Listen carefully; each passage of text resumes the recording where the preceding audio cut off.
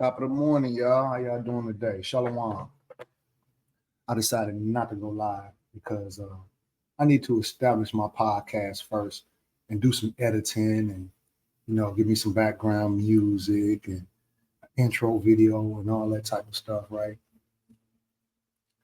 And then that way I can build a rapport and then start letting people go low when I go live.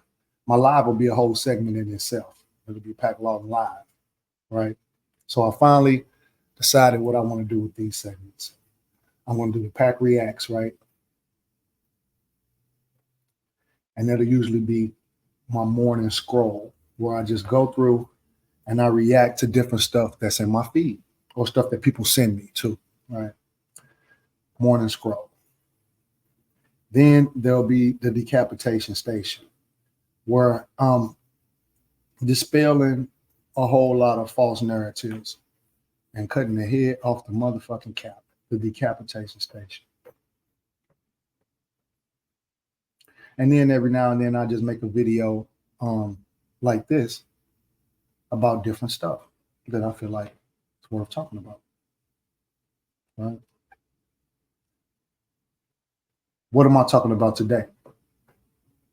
I'm talking about what you look for in a mate, what you will and won't tolerate, what you will and won't do. You know, I'm gonna give a few examples and experiences, and I'm gonna ruffle a few feathers. I'm probably gonna make a few enemies, but I'm gonna make some friends too.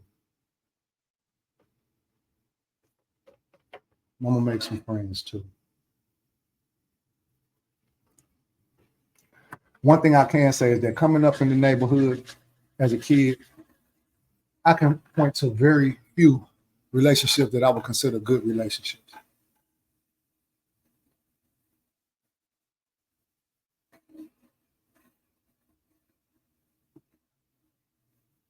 The longest tenured relationship that I saw was my father's mother and her husband, who I knew as my grandfather my whole life. Even though my dad told me that I had met my biological grandfather, he had took me around him. I didn't really remember him. I heard stories, and I remember his funeral. That was the first funeral I ever remember going to in my life. I remember crying. I remember it vividly. I have one of those memories. I can remember stuff that happened when I was 1 year old. I was 5 at this funeral. I remember the layout of the room, the church. I remember who was there. I almost remember what we had on. Yeah, so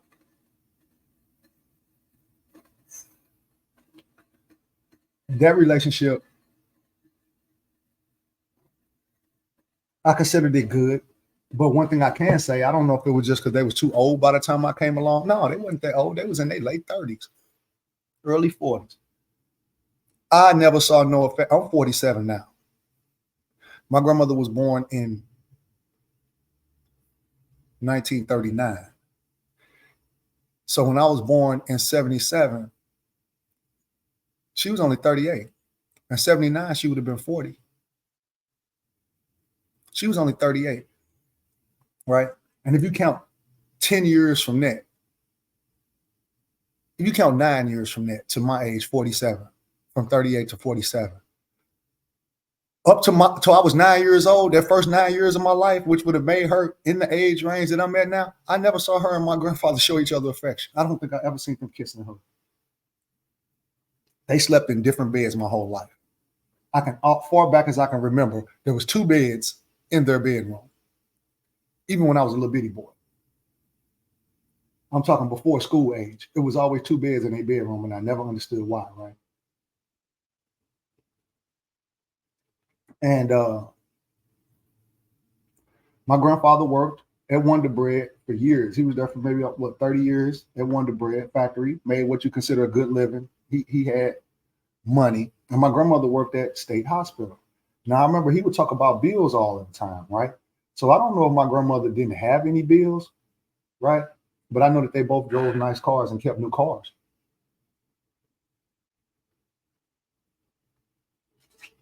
They always had cars. My granddaddy always had fly ass cars. Like the first car I remember was like a 77, 78 Cutlass, blue with the white top that ended up going to my Uncle Mark later.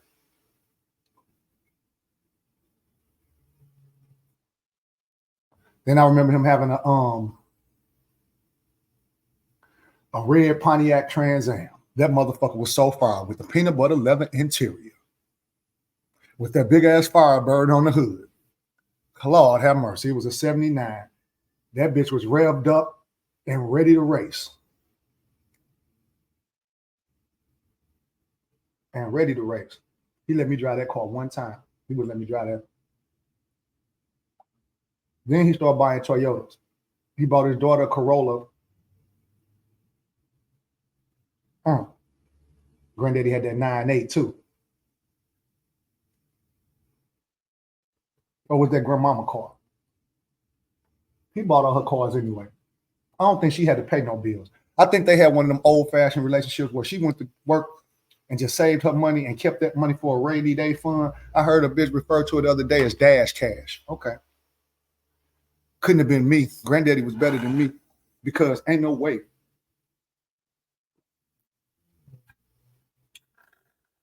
I'm going to be busting my ass going to work paying all these bills.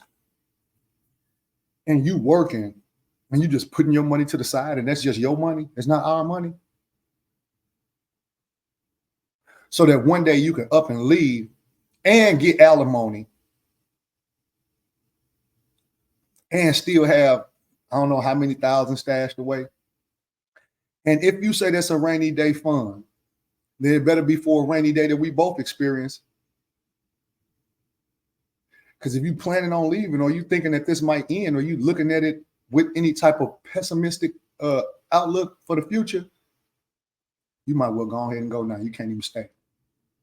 If you're thinking about what's going to happen when it ends and you ain't finna be going through this, do you anticipate it ending? Did you not look at marriage as a lifetime contract? Oh, okay.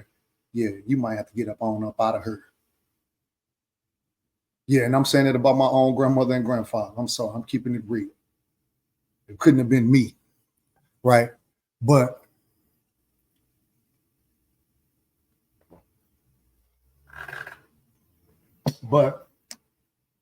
that was their relationship. They kept a lot of nice cars. Then once they started buying Toyotas, he bought a Corolla for his daughter. And then he bought a Camry for himself, 92 Camry for the wifey. And then he bought a 93 Camry for himself. And he still had the Firebird. So he had the Firebird and the white 93 Camry. Grandmama had the money green Camry with the tan interior. And they had pretty nice cars for that time. Those cars was current, those was brand new cars. So they had a pretty good married life on the outside, from the outside looking in, right? Until after they moved out of the projects, right? Out of Laclede town and got a house over on the north side, right? And that was around the age when I started driving. Now, my granddaddy was a big alcoholic, right? You would never really, really know unless you lived around him because he had been drinking and doing it for so long. He wasn't one of them sloppy type alcoholics. He was a functional alcoholic, right? But he liked to get out sometimes in the evening and go pull up on his family members in East St. Louis, Illinois, and go drink and talk and shoot the shit with them and listen to the blues and listen to music. And he liked to do that with his partner, Junkyard Slim, who used to work on cars and different places he would like to pull up, and go chill, right? Well, when I got to a driving age, that was good for him because he didn't have to drive. He got him a chauffeur. And that was beautiful for me because I automatically got to learn how to drive. I got enough practice. I had nice cars to use. And he never used to let me take the cars by myself, though. He would never let me take the cars by myself. Now, the nigga was thorough, though. He would, that's because I didn't have no license. I didn't have no license. He didn't care. Well, he cared as far as letting me take the car by myself, but as far as driving him around and driving, like, he'll let me take the car and go see a little chick. He just had to go too.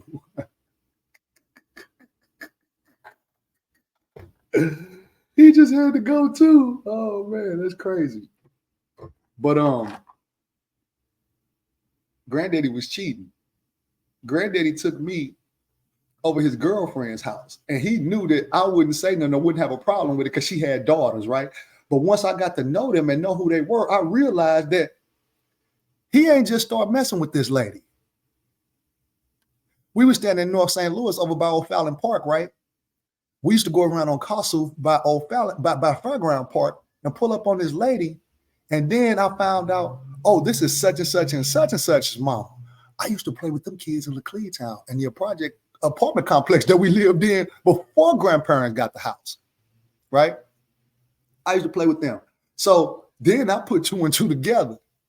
They stayed on the end of our row in the projects. They stayed on the end of our row. He been messing with that lady since back then. He been messing with her when I used to play with them kids the whole time. I'm never knowing that my granddaddy was creeping down there. And guess who knew the whole time? Grandmama, that's right. She knew. She knew. And guess when she didn't have a problem with it. She didn't have a problem with it. And guess how I found out she knew and when she started to have a problem with it? Because I was her baby. I was her heart. My grandmama on my daddy's side, my dad's mother was so crazy about me. She would try to take me from my mom. And my mama wasn't one of them young, badass parents. She was a great mother, but my grandmama just wanted to try to, I don't know what it was. She wanted me. One night, me and granddaddy leaving his mistress' house. He drunk. We come walking in at about 1 something. And I'll be damned if grandmama ain't up and snap the fuck out. I ain't never seen my grandmama snap out and mad before. I'm talking about irate, cursing, trying to fight him, trying to hit him. I'm surprised she ain't pull a pistol out. Hey. I was shocked. This was when they was in their 50s by now, right? I was shocked. I ain't gonna even lie. I was like, what the fuck, right? So, yeah, shit hit the fan that night, right? And that's when I found out, right? And then my aunt told me, my dad's younger sister, that, believe it or not, ain't nobody never heard this before, but she got her little friend too. Oh my fucking God. I did not need to hear that. I don't want to know that about my grandmama. I don't respect that. I don't respect that. I'm sorry. I didn't need to hear that. That was too much information. You hurt my feeling. Listen, I know I just told y'all about how I was cool with it, participated, and covered up for my grandfather, right? But at the same damn time, I don't look at that as a potentially dangerous situation for my grandfather. I look at every relationship for a woman as a potentially dangerous situation. We got to protect our women. They're more vulnerable. A coochie don't have the same durability as a tallywhacker. But yeah, and a lot of women hear about these relationships, or they find out that was the nature of the relationships with their grandparents and their parents and great grandparents, and even they didn't know, and it looked like they might have been happy from the outside looking in. And then they heard granddaddy had another family. Oh, granddaddy was cheating for years, and grandmama allowed it. She was stupid. I'm not going to go through that. I'm not going to go through that. And you ain't going to have no good life and no security like your grandmama did neither. And just because that's what they went through doesn't mean that has to be your story. Motherfuckers be scared of shit they ain't never even experienced. They don't even have to be your experience. It's all about what your standards are and what you would tolerate. Because grandmama could have left. My granddaddy was one of the most meek, soft-spoken, non-confrontational gentlemen ever. I ain't gonna even lie. I started thinking later, man, my granddaddy might not even be tough. He might be one of them dudes that ain't violent at all. He was just cool all the time. He was just always cool. I mean, you know what I'm saying? I knew he had been to the penitentiary before or had been to jail back in 1957 or something like that. He said he got locked up for stealing copper wire. One of his partners stealing copper. But that's not no big crime, and I don't know how profitable that shit was. But what are your requirements though? Okay, you could see yourself in a relationship like that. Well, the relationship that I see in the Black community nowadays, and while I was growing up and getting into relationships, it's 10 times worse. from the same women who say they would never go through that because that's too bad. But y'all be enduring more and worse than that for men that y'all say y'all not committed to. For men that y'all say y'all not committed to. Hold on 1 second. Let me grab a light.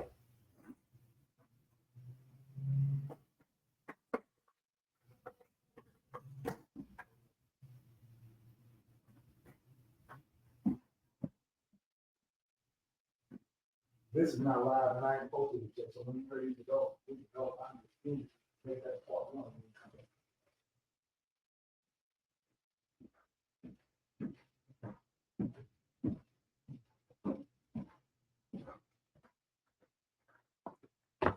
Yeah, my apologies. Okay, so let me give y'all some examples. I am not with that moving a man in under your roof where you and your kids stay. If y'all didn't get that apartment together and at the same time, and if his name ain't on the lease, my mom ain't never do that shit. I wasn't raised like that. There's never been a time in my life where my mama boyfriend was staying with us. When she did have a man and she was with him for double-digit years, unless he was ready to marry her, they wasn't cohabiting.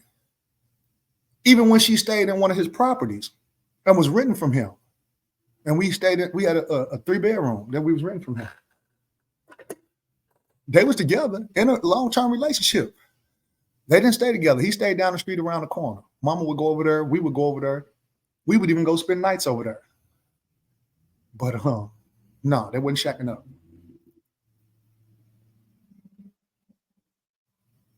So there's never something that I ever considered in my life, right? I wasn't raised like that. Some people was raised where their mama had a different boyfriend every year. Every few months, a different dude living with them. And I see it. I see it with the girls in the neighborhood. And I be feeling sorry for their kids. And I be like, these got to be the dumbest hoes.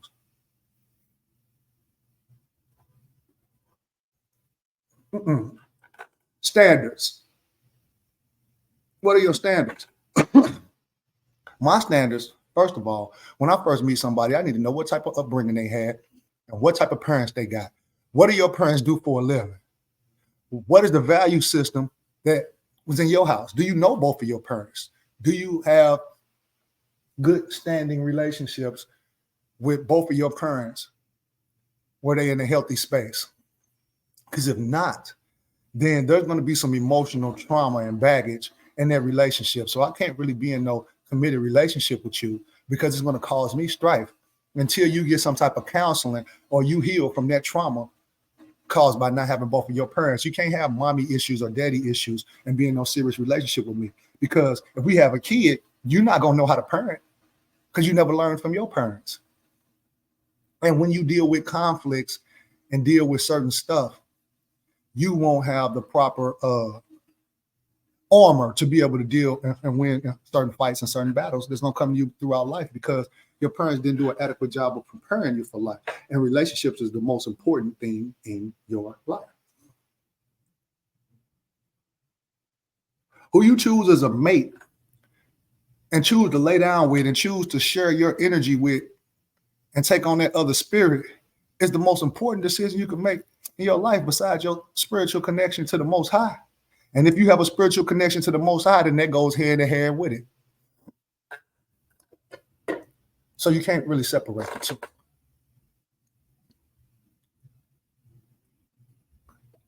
Most of the people I say they don't want to be in relationships and they're not going to get married and not going to get into this because of this and that, be finding themselves in worse situations and messier shit trying to avoid it in these undefined relationships and unions, dating without a purpose and all this shit, shacking up and all this shit, having babies by people you don't respect and who you got negative shit to say about and openly saying, I wouldn't marry him, but you had a fucking baby by him. Oh, that bitch a thought, but you put a baby in her. Oh, that bitch a hoe, she ain't shit, but you put 2 babies in her. What the fuck that make you? A dumb motherfucker. Yeah, I said it. We going on today. I ain't holding my tongue, especially when it comes to you men. And no kitty gloves. So, what are your standards, right? You have to be a lady. Most of the girls that come from the hood don't really have the indoctrination and the tutelage that it would take for me to even be in a serious relationship with them. They would have to have some type of intervention or have the type of parents that's so old school and still rooted in what Black people used to be. And that's kind of rare nowadays. So, Thelma, all good times. You know what I'm saying? Vanessa Cosby, Laura Winslow.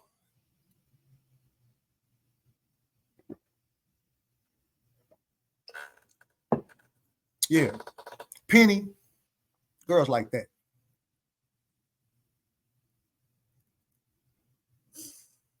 Girls like that. India Reed, Lauryn Hill, Sister Soldier, Angie Stone. I would say Alicia Keys. I don't know because she was messing around with that woman husband. I don't know. I can't really speak on that. I don't know what space him and her was in. So I can't not say Alicia Keys, but at the same time, I like how she presents. Right? She seems to have moral fortitude.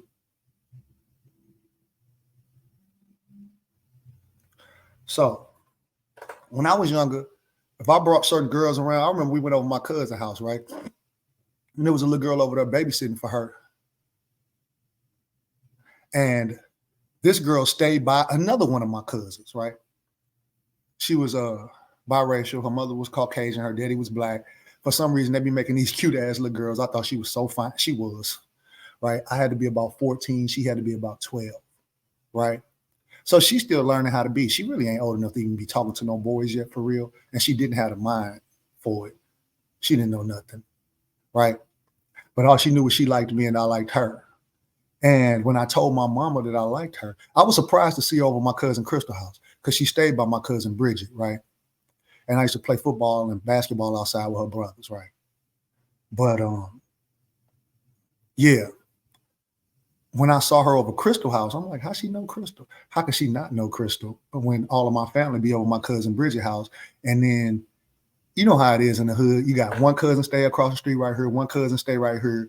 Cousins always visiting. They neighbors and stuff outside, kids playing with kids. Well, somehow she ended up babysitting for Crystal. So when I goes over Crystal house with my mama, because my mom was going to see her and I roll with her, I see this good girl over there that I know from over Bridget house from being outside and jump right down. You know, I'm all in her face, you know what I'm saying? I don't even know if she could talk on the phone to boys yet. You heard me, but it was that early. She might have been in the 6th grade. I was probably in the 8th. Matter of fact, I was 14. I was in the 10th grade, and she was not in the 8th. She was like, I mean, not in no 6th, because she was only 2 years younger than me. She was in like the 7th grade. We was 14 and 12, but I was always a grade up. So me being in the 10th grade, it sounded worse than it was. We was 14 and 12. We never really started talking. We never touched, kissed, hugged, none of that shit. You know, it was just one of them liking on each other things, sit and talk to each other and shit, right? Might have said some little freaky, inappropriate shit or something, right? But when my mama found out that I liked that little girl when we left, she was like, oh, no, That's what you like, the little tack heads? And I'm like, why is she calling this little tack head girl a little tack head? And I was asking, well, what's wrong with her? She pretty. And I couldn't quite put my finger on it. And my mama was like, she dusty. Like, she just dusty. And I didn't know what to look for. She had on a little white little sundress or some type of little dress. And I think some dirty little flip flops. The bottom of her feet might have been dirty. That might have been what my mom was looking at. But at the time, I didn't see it. I don't know. Right? I didn't have high enough standards. But my mama helped me to develop those standards. So I was told shit like this. When we get ready to leave the house, put on a shirt. You ain't finna be riding with me to the grocery store with no wife beater on. Those underclothes. Just because you live in the ghetto, Jerry, don't mean you have to be ghetto. I don't know.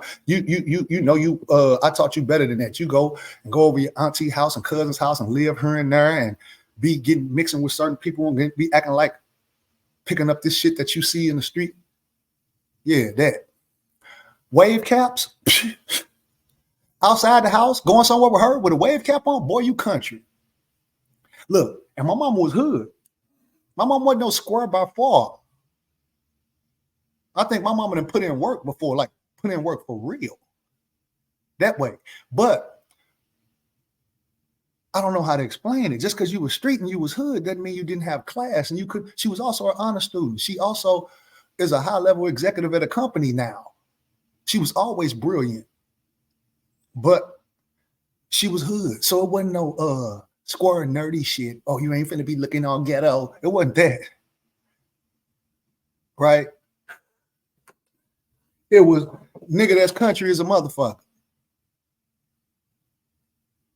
Nigga that's country. Like some old outback Mississippi, East St. Louis ass shit. Like, what the fuck? Ain't nobody wear wave caps going nowhere and shit. We fly. We fresh. We got class. We the Joneses. We gotta get out of here and take wife to work.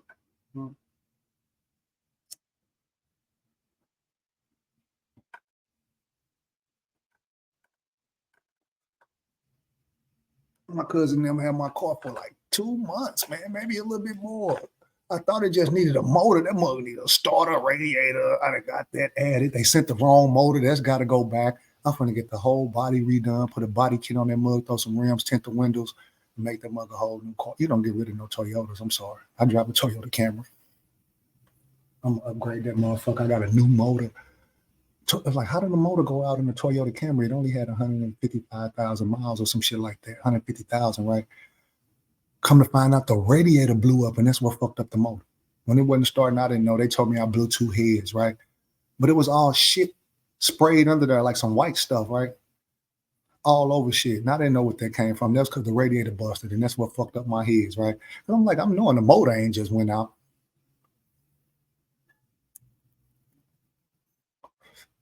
I'm gonna do a part 2 to this video because at 9:30, it's 9:25. I'm gonna have to get up out of here, right?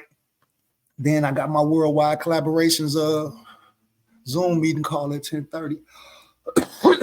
Some of y'all gonna be finding out about that. Some of y'all will be getting that link. Some of y'all, right?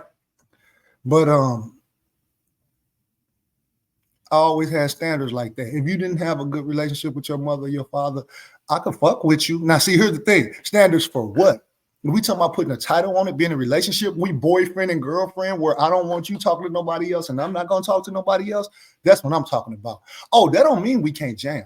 I'm not an asshole. I'm a friendly person. I'm a people person, and I love women. So it's been times when, yeah, I been jamming with people for long periods of time, like years, and we never put no title on it. And I wouldn't even consider making them my girlfriend, but I was respectful of them. I treated them with decency. And as long as they didn't do nothing to embarrass me, or as long as their reputation didn't make me look no type of way, then we was cool. And I wasn't always policing them neither because of the stuff they did, because I already knew that, but I already knew what they was for, what purpose they served. And some of them I really liked, right? And thought they might have been great people, but they wasn't for me in no relationship. Didn't even consider it, except for in the beginning when I first was getting to know them. Then it was like, oh no, you go in this compartment, this space right here. I wouldn't advise that women try to do that. Women be trying to do that with their penis envy and shit. And y'all be fucking up y'all life dealing with these different men. Y'all not built like us. Y'all built more delicately. Y'all be trying to drive a motherfucking Ferrari like y'all be trying to drive a Ferrari like a Dodge, like a Dodge 2500 with Bigfoot wheels. That's how men roll around through life, like a Dodge 2500 with Bigfoot wheels. We crushing shit. Women try to come through in a Camaro and drive off-road. You better stay your ass on the straight and narrow before you turn that little motherfucker up. Body gonna be.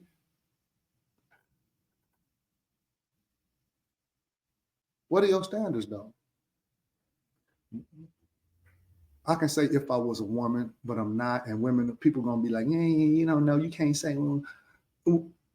My standards for my daughter, my kid, the stepdaughter that I raised, the women in my family, or any female that I have to evaluate or whatever, do not get into no relationship with a young man who has never had his father or no positive male figure to teach him how to be a man. If he say he never had that, then respectfully decline to be his girlfriend.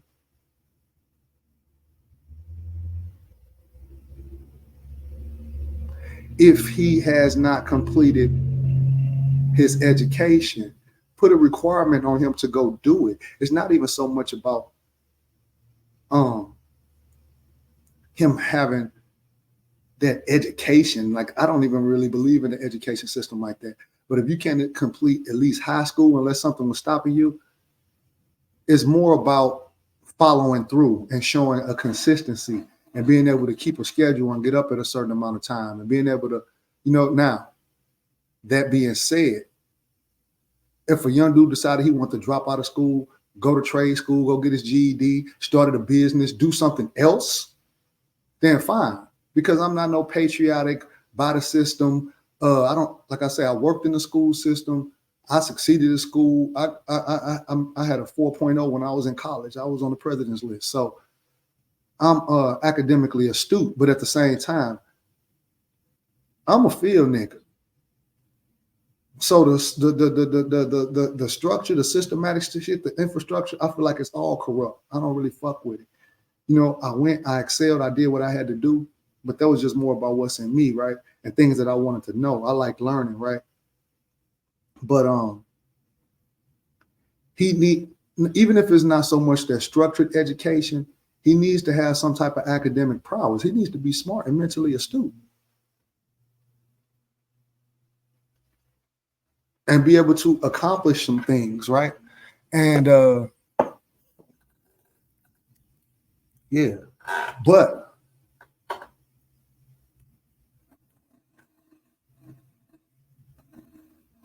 like, okay, let's just twist it around on the female side, right? I met a chick. She asked me, now this was just one of the homegirls, and we never even flirted with each other, but she liked me, right? I didn't know this, but I found out, right? She asked me, would I consider dating somebody who didn't know how to read?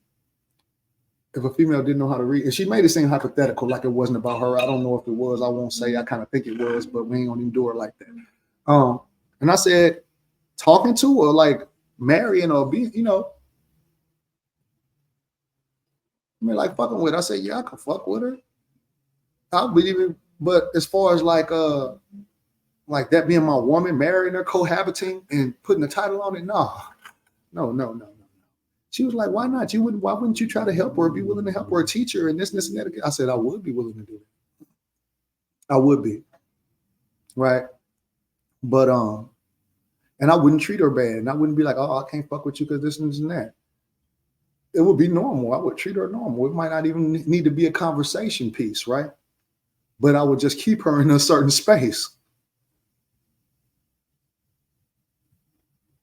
And it might be a great space for her. I don't know. It depends on, she might not want to be my woman, but if she did, hypothetically, I would not be inclined. I could be tutoring her, teaching her how to read and the whole nine. Maybe she would later on. Once I seen her accomplish that might light my fire. That might impress me, if she became an avid reader or something. But I would need to see that. I'm sorry. I got too much I'm trying to do. And with my purpose, I'm going to need a woman who can read, because you're going to be needing to read some things. We got businesses around the things to do. It will help if you could type too. So that's what time it is, I'm going to tell y'all a few more stories. I'm going to tell y'all about some relationships that I see. I'm not going to put no names or faces on it, But these are real life, real time relationships that I see. Like I was explaining my grandparents' relationship, I'm going to explain a few of mine and a few others that I see that are fucked up, right? And these are situations that y'all all see, situations that some of y'all have been in, a lot of y'all are in right now. And I'm going to make y'all understand what I'm talking about when I say your standards, right? Because we see these old ratchet ass, toxic ass, ghetto ass relationships around us, right? And these people be thinking that they can get in these relationships, right? And then once they get tired of them and get exhausted and get all ruined and ran through and full of baggage, males and female, that they supposed to come and dump all that on a good person because they tired of going through the bullshit now. And they supposed to be able to just get better whenever they say without going through the proper healing or doing the work sometimes, the work on themselves. You don't work like that. And I'm going to see y'all in part 2. Appreciate those of y'all who feast your eyes on this. Like, share, subscribe. It's Pac Lawton in a minute.